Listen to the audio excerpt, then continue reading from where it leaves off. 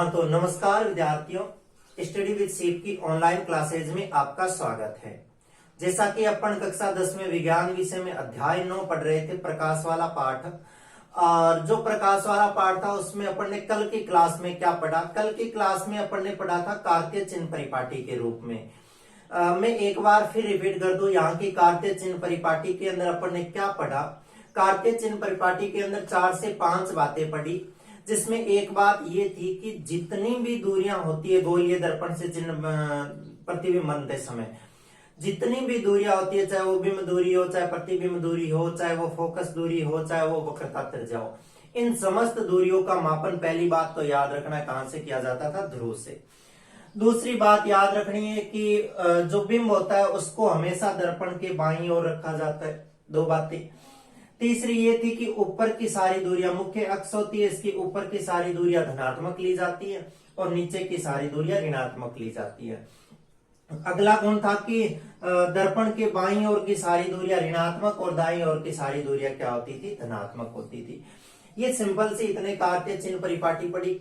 आज की क्लास में अपन क्या पढ़ते हैं? आज की क्लास में अपन पढ़ते हैं कि गोलीय दर्पणों से प्रतिबिंब बनने के नियम क्या होते हैं, क्योंकि आगे अपने सिलेबस के अंदर है अवतल दर्पण और उत्तल दर्पण, और उनसे प्रतिबिंब बनाने पड़ेंगे अपने को। तो प्रतिबिंब बनने के लिए कुछ नियम चाहिए। भाई देश को चला रहे हैं तो देश को चलाने के लिए कुछ नियम चाहिए। तो पहले उन्होंने जो अपने शीर्ष नेता थे, जो जिनके हाथ में देश की कमान थी, उन लोगों ने क्या किया? नियम बनाया, जिसको अपन संविधान के नाम से जानते हैं। तो देश को चलाने के लिए कुछ नियमों की जरूरत होती है, जो संविधान है अपना। वैसे ही अगर अपन दर्पणों से प्रतिबिंब बनाते हैं तो दर्पणों से प्रतिबिंब बनाने के लिए अपने को कुछ नियमों का पालन करना पड़ता है, उस हिसाब से प्रतिबिंब बनते हैं, अन्यथा प्रतिबिंब गलत बन जाएंगे। ये नहीं कि मान लो ये दर्पण है, अपन प्रकाश की किरण कैसे लायर कैसे भेज दे वो दर्पण में प्रतिबिंब बन जाए, नहीं बन सकता। कह दे भाई ये दर्पण है और मैं तो इस दर्पण के पीछे खड़ा रहूंगा, क्या इसमें उसका प्रतिबिंब बन जाएगा? नहीं बन पाएगा, क्योंकि ये दर्पण का परावर्तन का काम तो ये वाली सतह कर रही है, और कोई ऐसी जिद करके खड़ा हो जाए मैं तो पीछे खड़ा होऊंगा, फिर बनता है कि नहीं बनता? नहीं बनता। क्यों? क्योंकि इसके अंदर प्रतिबिंब बनाने का नियम है कि आपको इसके सामने ही खड़ा रहना पड़ेगा, तो ही प्रतिबिंब बनेगा, अन्यथा नहीं बन पाएगा। कोई कह दे यहाँ पर दर्पण लगा हुआ है मैं तो यहाँ पे खड़ा होऊंगा, नहीं बन पाएंगे ये। तो अपने को क्या करना पड़ेगा? उसके कुछ नियम फॉलो करने पड़ेंगे। उस नियमों के आधार पर ही कोई काम होता है। कोई भी काम करते हैं तो नियमों के आधार पर ही होता है। चलो इन नियमों को देखते हैं। तो नियम है क्या?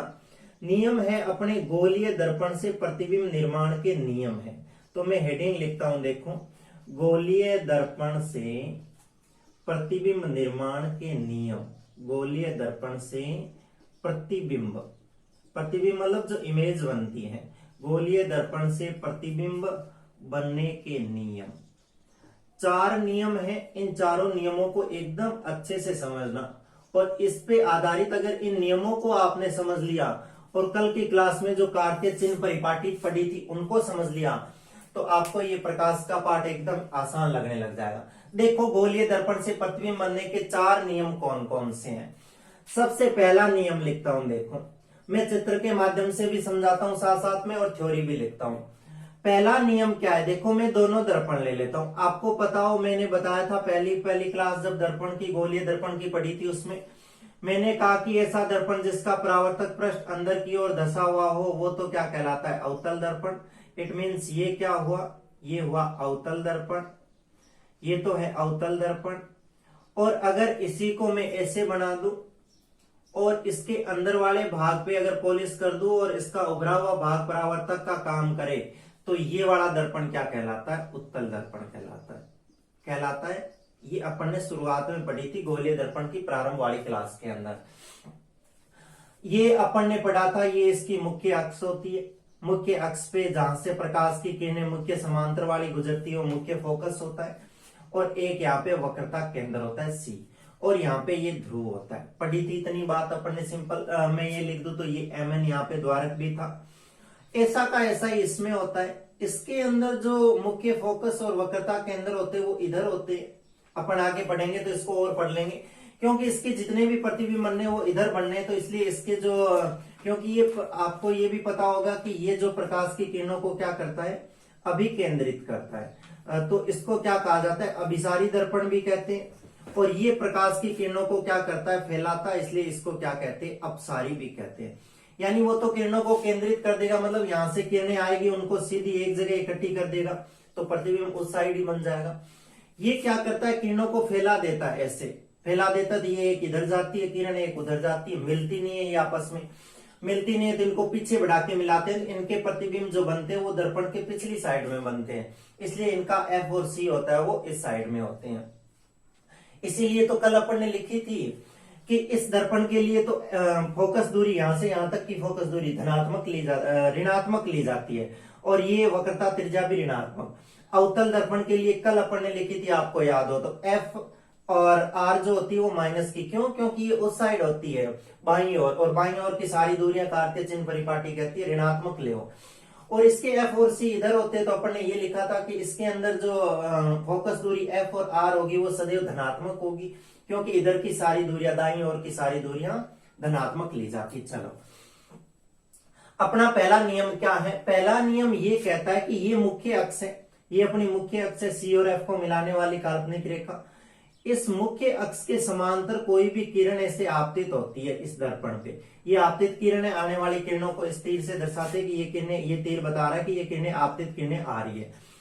ये परावर्तन के पश्चात सदैव इसी बिंदु से गुजरेगी, ये पहला नियम कहता है कि अगर आप किसी प्रकाश की किरण को मुख्य अक्ष के समांतर लाके उस दर्पण पर आपतित कर रहे हो, तो वो हमेशा किस बिंदु से परावर्तित होगी, F से जाएगी। तो मैं लिखता हूं यहाँ पे नियम, क्या लिखता हूं, पहला नियम ये है, पहला नियम ये कहता है कि मुख्य अक्ष कौन सा, अपन ने परिभाषा पढ़ी थी, C और F को मिलाने वाली काल्पनिक रेखा, मुख्य अक्ष के समांतर आने वाली, मुख्य अक्ष के समांतर आपतित होने वाली, ऐसे कह दो, मुख्य अक्ष के समांतर आपतित होने वाली, मुख्य अक्ष के समांतर आपतित होने वाली सभी प्रकाश की किरणें, आपतित होने वाली सभी प्रकाश की किरणें परावर्तन के पश्चात, किरणें परावर्तन के पश्चात सदैव मुख्य फोकस से गुजरती है, सदैव मुख्य फोकस से गुजरती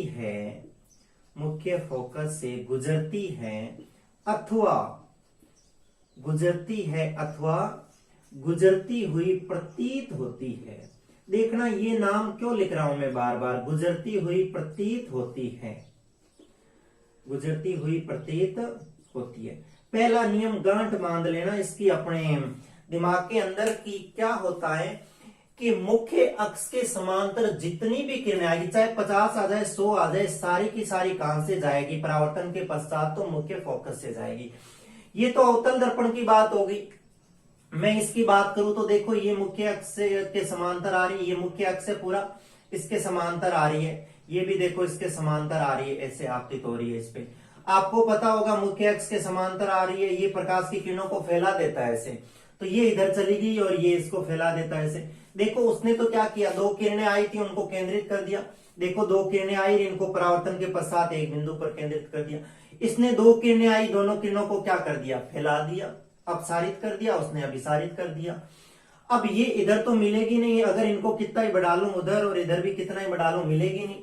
तो मैं क्या करता हूं, इनको ऐसे पीछे की ओर बढ़ाता हूं, पीछे की ओर बढ़ाता हूं, तो देखो ये कहां से गुजरती हुई प्रतीत होती है अपने को, F से। वास्तव में नहीं गुजरी, वास्तव में तो रेखाएं उधर जा रही है, सिर्फ क्या हो रही है, अपने को प्रतीत होती है कि लगता है अपने को ऐसा कि यहां से गुजर रही है, तो देखो ये प्रतीत हो रही है। तो पहला नियम आपको समझ में आ गया होगा कि पहला नियम क्या लिखना है, चाहे अवतल दर्पण हो चाहे उत्तल दर्पण हो, मुख्य अक्ष के समांतर जो भी प्रकाश की किरण आएगी, परावर्तन के पश्चात सदैव वो मुख्य फोकस से गुजरेगी या गुजरती हुई प्रतीत होगी। पहला नियम ये याद रखना है, याद रह जाएगा, ठीक है।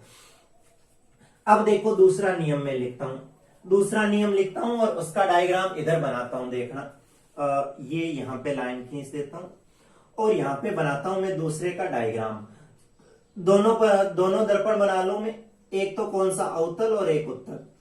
अब ये याद हो जाना चाहिए क्योंकि बार बार मैं इनके नाम लिख रहा हूं।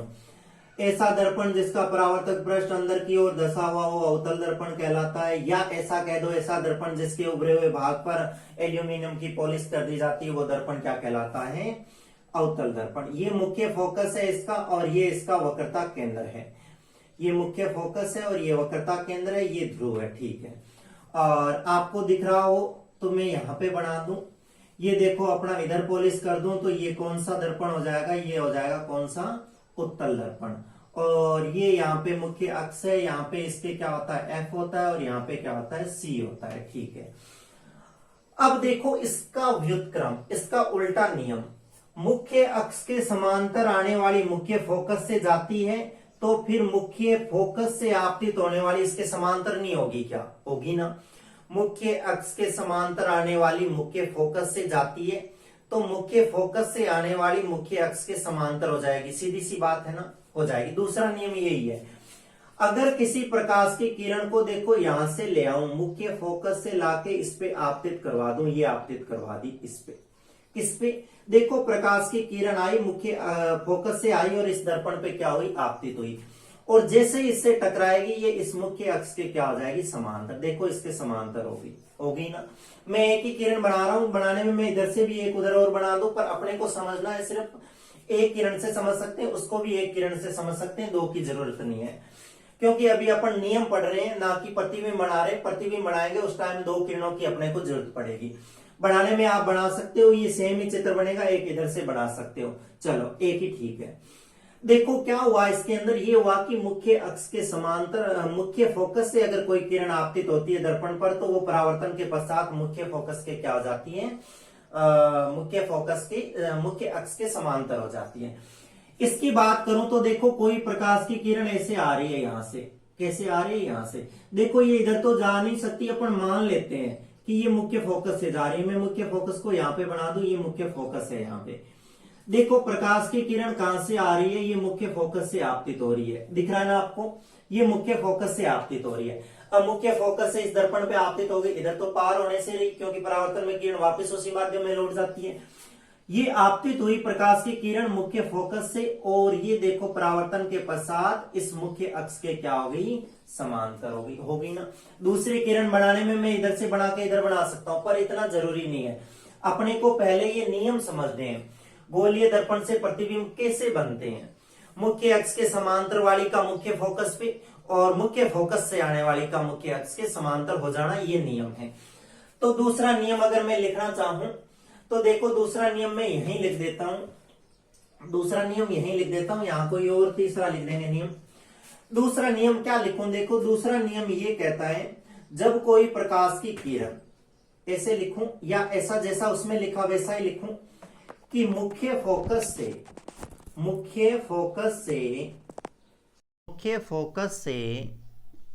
दर्पण पर आपतित होने वाली, मुख्य फोकस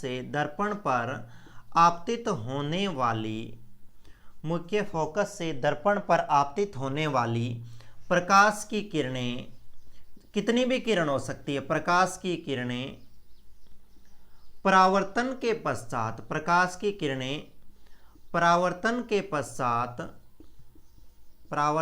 पश्चात मुख्य अक्ष के समांतर हो जाती है, मुख्य अक्ष के समांतर हो जाती है। ये आपको याद रखनी है, इसका नियम दूसरा जो है, यानी मुख्य फोकस से दर्पण पर आपतित होने वाली प्रकाश की किरण परावर्तन के पश्चात मुख्य अक्ष के समांतर हो जाती है। मेरे हिसाब से ये दूसरा नियम भी एकदम उसका व्युत्क्रम था, तो आसानी से समझ में आ गया। मैं तीसरा नियम लिखता हूं, देखो यहां पे तीसरा नियम क्या कहता है, देखो वही दो दर्पण बना दूं, देखो एक ये ऐसा दर्पण जिसका परावर्तक पृष्ठ अंदर की ओर धंसा हुआ हो, अवतल दर्पण। ऐसा दर्पण जिसका परावर्तक पृष्ठ बाहर की ओर उभरा हुआ हो, वो उत्तल दर्पण। बार बार पढ़ो, याद हो जाएगा।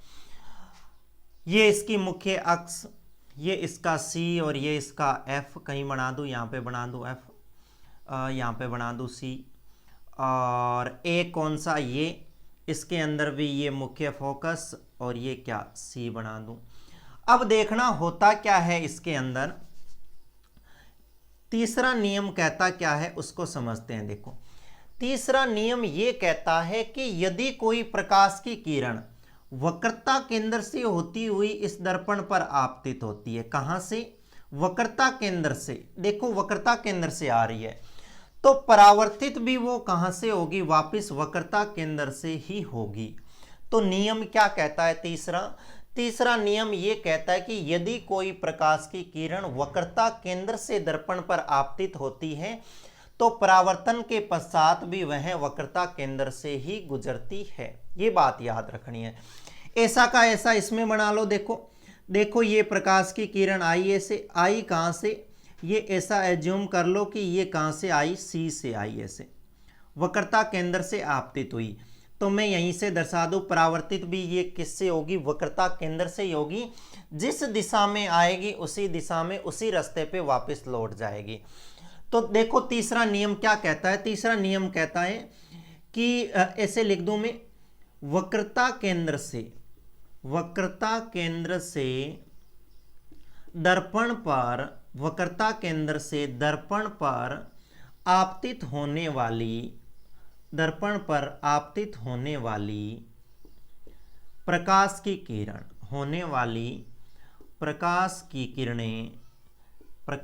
किरणें परावर्तन के पश्चात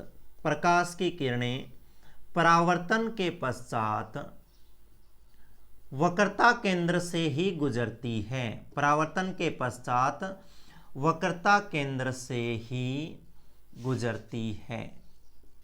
ये इसका तीसरा नियम। मेरे हिसाब से तीसरा नियम एकदम आसान है कि ये आपको याद रखना है। अगर कोई किरण वक्रता केंद्र से आ रही है तो परावर्तित होकर वो वापस वक्रता केंद्र से ही गुजरेगी। ये बात याद रखनी है।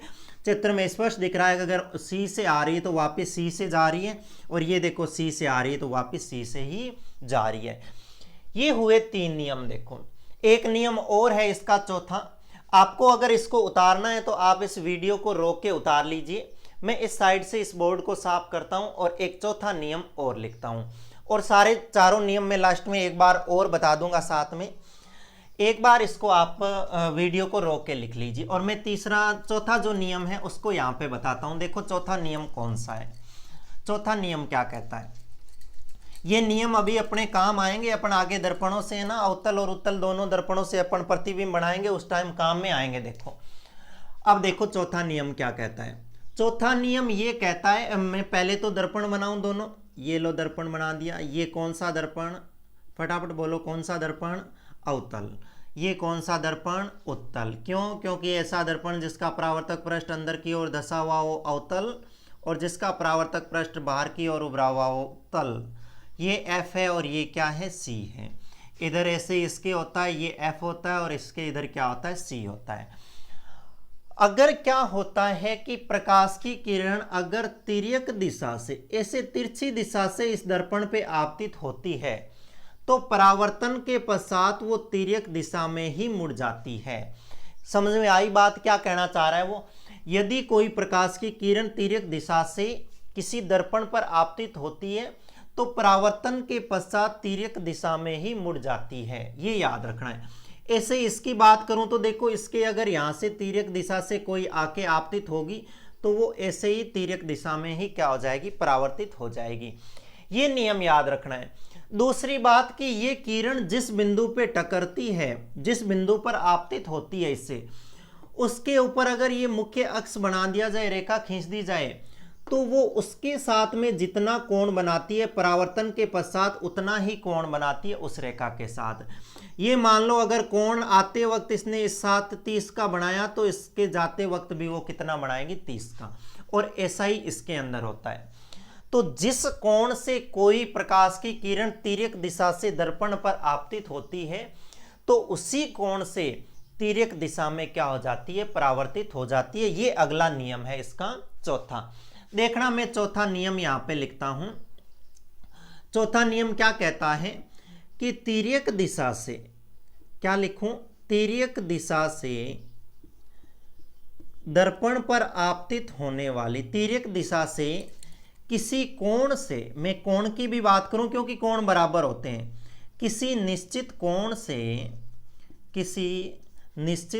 से आपतित होने वाली तिर्यक दिशा से किसी निश्चित कोण से दर्पण पर आपतित होने वाली प्रकाश की किरणें परावर्तन के पश्चात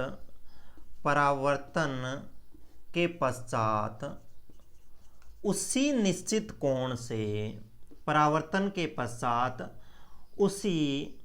निश्चित कोण से तिर्यक दिशा में मुड़ जाती है या तिर्यक दिशा से गुजरती है। ये नियम याद रखना है। तो ये 4 नियम थे इसके। कौन कौन से 4 नियम? आपको अगर इनको उतारना है तो आप एक बार इस वीडियो को रोक के उतार लीजिए। मैं चारों नियमों को एक साथ में एक डायग्राम में बनाता हूं और एक बार अच्छे से और समझाता हूं, जिससे आपको और अच्छे से समझ में आ जाए। तो 4 नियम है। मैं इन चारों नियमों को बोर्ड साफ कर दूं और बोर्ड साफ करके मैं यहाँ पे चारों डायग्राम एक साथ में बनाता हूँ बड़े बड़े, और इन चारों नियमों को मैं एक बार और बताता हूँ। आप अपनी कॉपी रखें पास में और उसमें जो बातें लिखी हुई है उनको साथ में देखते जाए और इन डायग्रामों को अच्छे से समझें। जितनी ज़्यादा थ्योरी पढ़ने से अपने को समझ में नहीं आता, उतना ज़्यादा अपने को ये डायग्राम देखने से ये चीज़ें समझ में आ जाती है। अपने दिमाग में जब अपन ये किरणें और गुजार रहे होते हैं ना, तो दिमाग को थोड़ा सा खुला रखना चाहिए। खुला मतलब यहाँ से खोल के थोड़ा खुला रखना चाहिए, जिससे क्या हो, अपने दिमाग में भी चले प्रकाश की किरणें। वास्तव में अपने को ऐसे लगे अच्छा ये किरण यहाँ से आ रही है और ये यहाँ से जा रही है। रियल में ऐसे लगना चाहिए कि हाँ ये किरण ऐसे आ रही है और ऐसे जा रही है। देखना अभी जानी चाहिए किरणें दिमाग में से। पहला नियम देखो क्या कहता है। पहला नियम में 2 दर्पण बना दूं। ये लो 2 दर्पण बना दिए। एक ये बना दिया कौन सा, अवतल दर्पण, और एक ये बना दिया कौन सा, उत्तल दर्पण बना दिया। ये देखो इसकी मुख्य अक्ष, इसका C, इसका F, ये इसकी मुख्य अक्ष। आगे बढ़ा सकता हूं मैं इधर और इधर। ये इसका F और ये इसका C। पहला नियम कहता है कि मुख्य अक्ष के समांतर आने वाली प्रकाश की किरणें परावर्तन के पश्चात सदैव मुख्य फोकस से गुजरती है। बस नियम खत्म। मुख्य अक्ष के समांतर आने वाली प्रकाश की किरणें परावर्तन के पश्चात मुख्य फोकस से गुजरती है या गुजरती हुई प्रतीत होती है। जिनको ये चित्र बता रहे हैं, कैसे बता रहे हैं, ये मुख्य फोकस के समांतर आपतित हो रही, ये मुख्य फोकस से जा रही। ये देखो मुख्य अक्ष के समांतर आ रही और ये कहाँ से जा रही, मुख्य फोकस से जा रही है ना। ठीक है। दूसरा नियम देखो, यही बनाता हूं मैं दूसरा नियम। ये लो अवतल दर्पण बना दिया, ये लो अवतल दर्पण बना दिया। अब की बार आपको उल्टा बना के बता दूं। ये लो अवतल बना दिया, ये लो इधर उत्तल बना दिया। कोई बात नहीं, आपको और अच्छे से समझ में आएगा। या सेम बना दूं चलेगा, कोई नहीं। अब की बार उसको इधर बना दिया, इसको इधर बना दिया। समझना है, रटना नहीं है। रटोगे तो आप कहोगे इसको वहीं बनाओ, उसको वहीं बनाओ। नहीं बनाऊंगा मैं। देखो इसका मुख्य फोकस और किधर होगा, इसका मुख्य फोकस इधर होगा, इसका वक्रता केंद्र इधर होगा। इसका मुख्य फोकस और कौन सा कहाँ होगा, इसका मुख्य फोकस इधर होगा और इसका वक्रता केंद्र इधर होगा ना। देखो इससे प्रकाश की किरणें मुख्य फोकस के समांतर तो ले आए। दूसरा नियम था कि अगर मुख्य फोकस से आती है मुख्य अक्ष के समांतर हो जाती है। देखना मैं प्रकाश की किरण को कहाँ से लाता हूँ, मुख्य फोकस से लाता हूँ। बताओ मुख्य फोकस से आ रही है कि नहीं आ रही है, मुख्य फोकस से आ रही है ना। और ये जैसे इससे टकराएगी मुख्य अक्ष के समांतर हो जाएगी। देखो मुख्य अक्ष के समांतर हो गई ना, हो गई। मैं इसके अंदर भी क्या करूं, प्रकाश की किरण को देखो कहां से लाऊं, मुख्य फोकस से लाऊं, दर्पण पे आपतित करवा दूं और जैसे इससे टकरेगी ये मुख्य अक्ष के क्या हो जाएगी, समांतर हो जाएगी। समझ में आ गया। दूसरा नियम, मुख्य फोकस से आने वाली प्रकाश की किरणें परावर्तन के पश्चात मुख्य अक्ष के समांतर हो जाती है। दूसरा नियम ये कहता है। तीसरा नियम क्या कहता है, तीसरा नियम देखो बनाता हूं वापिस। मैं इनको ऐसे बना दूं दर्पणों को, आपको समझाने के लिए मैं इन दर्पणों की स्थितियां चेंज कर रहा हूं जिससे आपको और अच्छे से समझ में आ जाए। ये देखो ये इसके अंदर मुख्य वक्रता केंद्र होता है, ये मुख्य फोकस होता है, इधर इसके वक्रता केंद्र होता है और मुख्य फोकस होता है। तीसरा नियम था कि यदि कोई प्रकाश की किरण वक्रता केंद्र से आपतित होती है, देखो वक्रता केंद्र से आपतित हो रही है तो परावर्तन के पश्चात ही वक्रता केंद्र से ही जाएगी। देखो वक्रता केंद्र से इस दर्पण पर आपतित हुई और परावर्तन के पश्चात कहां से चली गई, वक्रता केंद्र से। ऐसा इसके अंदर होता है। अगर मैं प्रकाश की किरण को ऐसे दिखा दूं कि ये वक्रता केंद्र से आ रही है, ऐसे ये वक्रता केंद्र से आ रही तो गुजरेगी भी कहां से, वक्रता। देख लो वक्रता केंद्र से आ रही है और परावर्तन के पश्चात जा भी कहां से रही है, वक्रता केंद्र से। तो वक्रता केंद्र से आने वाली प्रकाश की किरण सदैव वक्रता केंद्र से ही गुजरती है। और चौथा नियम क्या है अपना, चौथा नियम ये है कि अवतल दर्पण बना दूं एक तो, और एक कौन सा बना दूं, उत्तल दर्पण बना दूं। ये लो उत्तल दर्पण बना दिया, ये इसका मुख्य फोकस और ये इसका वक्रता केंद्र, ये इसका मुख्य फोकस और ये वक्रता केंद्र। ये नियम कहता है कि तिर्यक दिशा से आपतित हो रही है किसी निश्चित कोण से अगर किरण, तो उसी निश्चित कोण से तिर्यक दिशा में क्या होती है, परावर्तित हो जाती है। और ऐसा का ऐसा ही इसके अंदर होता है। बस ये सिंपल से 4 नियम थे। चारों नियमों को एकदम अच्छे से ध्यान में रखना है, रह जाएंगे ये नियम, ध्यान में रह जाएंगे तो अगली जो क्लास होगी वो इन 4 नियमों पे आधारित अपने होगी अवतल दर्पण से प्रतिबिंब निर्माण। और उन अवतल दर्पणों से प्रतिबिंब निर्माण इन्हीं नियमों से बनाएंगे कि मुख्य अक्ष के समांतर अगर ले आएंगे तो मुख्य फोकस से गुजार देंगे, मुख्य फोकस से ले आएंगे तो मुख्य अक्ष के समांतर कर देंगे, सी से ले आएंगे तो उसको वापस सी से भेज देंगे, और इससे ले आएंगे तिर्यक दिशा से तो वापस तिर्यक दिशा से। चारों के चारों नियम काम में आ रहे हैं और चारों के चारों नियम काम में लेके मैं आगे आपको अगली क्लास में बताता हूं कौन से, अवतल दर्पण से प्रतिबिंब निर्माण। इनको वास्तव में आप समझिए कि वास्तव में ऐसा होता है और रियल में ऐसा होता है, क्योंकि विज्ञान तथ्यों के बिना बात नहीं करती, प्रयोग के बिना बात नहीं करती, और ये होता है। देखो बोर्ड पे वास्तव में होके दिख रहा है ना, देखो मुख्य फोकस अक्ष के समांतर आने वाली मुख्य फोकस से जा रही है। कोई मजाल पड़ी है क्या ऐसे चली जाए कोई प्रकाश की किरण, अपन ऐसे ही मान ले तो नहीं जा सकती ना, कुछ भी नहीं जा सकता ऐसे। अगर नियम है तो वो सही है एकदम, तभी जा सकती है। और वास्तव में अपने को समझना है, वास्तव में दिमाग में उन किरणों को चलाना है कि हाँ वास्तव में ये जा रही, देखो देखो ये आ रही, ये जा रही, ऐसे समझना है तो फिर समझ में आ जाएगी। तो आज की क्लास में तो अपन गोलीय दर्पणों के से प्रतिबिंब बनने के 4 नियम पढ़े, इतने ही पढ़ते हैं। आगे की क्लास में पढ़ते अपन अवतल दर्पण से प्रतिबिंब कैसे निर्माण होते हैं। तब तक के लिए धन्यवाद।